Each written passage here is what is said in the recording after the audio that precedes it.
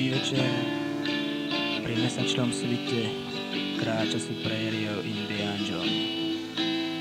Nevyzerá, že by išiel na maňušky. Veď ani nejde. Má v peči celé maňušky.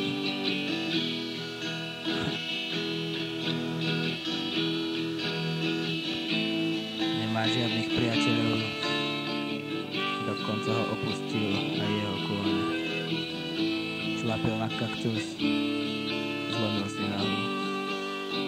Chudák kaktus, celý ho vtedy dojebal.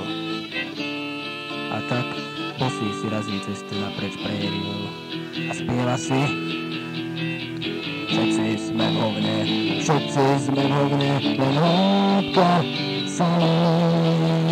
Všetci sme v hovne, všetci sme v hovne, len hĺbka sa mení.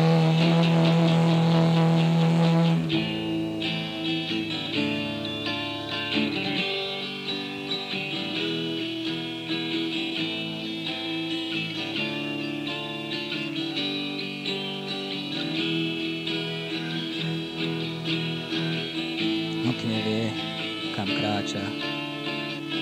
Iba on vie, že uteká pred zákonom. A práve kvôli tomu koňovi ukradol ho v nedalekej koubojskej osade.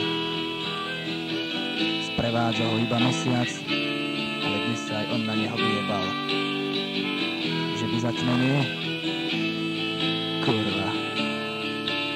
Zase musí prespať niekde medzi kaktusmi.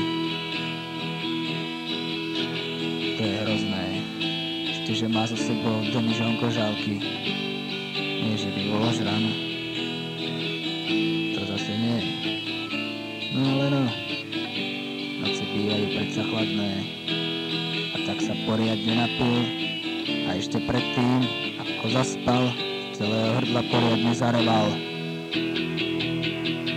Všetci sme v hovne, všetci sme v hovne, len hĺbka sa mení. Všetci sme v hovne, všetci sme v hovne, len hĺbka sa mení.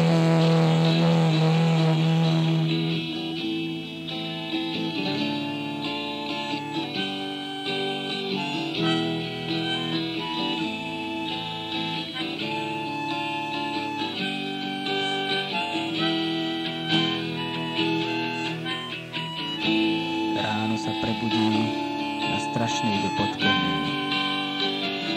A až keď cítil okolo zápestí železo, pochopil.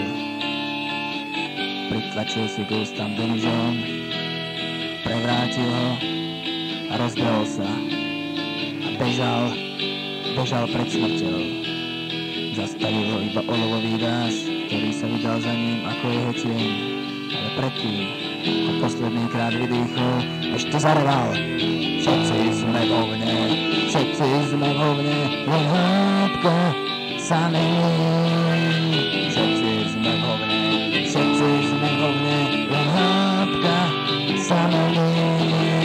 Všetci sme v hovne, všetci sme v hovne, iba hĺbka sa mení. Tá sa mení, mení,